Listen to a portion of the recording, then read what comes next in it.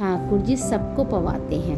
श्री रामानंदाचार्य जी ने अपनी बाल्यावस्था में विचार किया, बिना कर्म किए ठाकुर जी थोड़ी किसी को पवा देंगे, लेकिन प्रवचनकर्ता आचार्य ने कहा, नहीं, ठाकुर जी पवाते हैं। नहीं विश्वास होता तो नियम धारण करके देख लो। तो आचार्य चरण बोले, ठीक है, मैं कुछ नहीं करूँगा, एकांत में विहड़ जंगल में जाकर बैठ जाऊँगा और देखता हूँ ठाकुर जी पवाते हैं कि नहीं पवाते हैं। और उन्होंने एक विशेष विहड़ जंगल ढूंढा जहाँ कोई नहीं आए। एक नदी के तट पर विशाल वृक्ष था, रास्ता भी नहीं था वहाँ पर, और वहाँ जाकर पेड़ के ऊपर जाकर बैठ गए।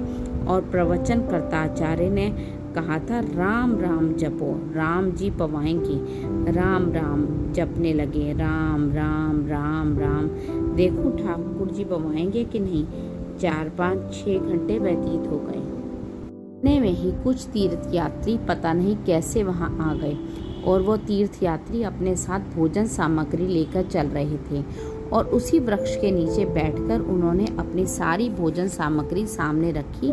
तो ऊपर बैठे रामानंदाचार्य जी बोले, भोजन सामग्री तो आ गई, पर मैंने तो प्रण किया है, अपने हाथ से उठा के भी नहीं पाऊंगा। ठाकुर जी पवाएंगे तो ही पाऊंगा। ऐसा भी तो हो सकता है इन तीर्थ यात्रियों को उन्हीं आचार्य चरणों ने भेज दिया हो।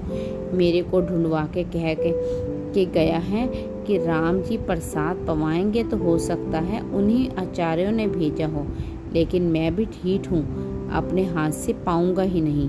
जो ठाकुर जी मुंह खोल के पवाएंगे वही पाऊंगा, तो ही मानूंगा कि राम का नाम का प्रभाव है।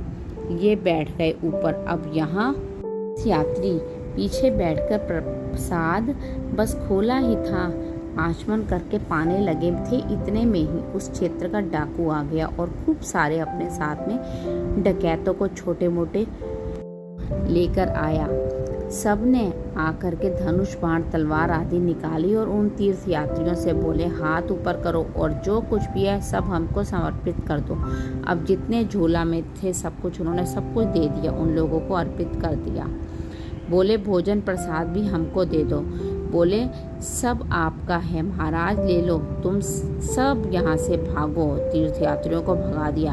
रामानंदाचार्य जी ऊपर राम राम जप रहे हैं, सब लोग देख रहे हैं। ही वो सब लोग बैठे। बोले, महाराज, धन धान्य तो ज़्यादा नहीं मिला, लेकिन भोजन बढ़िया मिल गया है, आइए चकाचक पाते हैं। तो जो मुखिया था डाकू, उनसे बोला, सुनो सुनो, रुको, ये बीहड़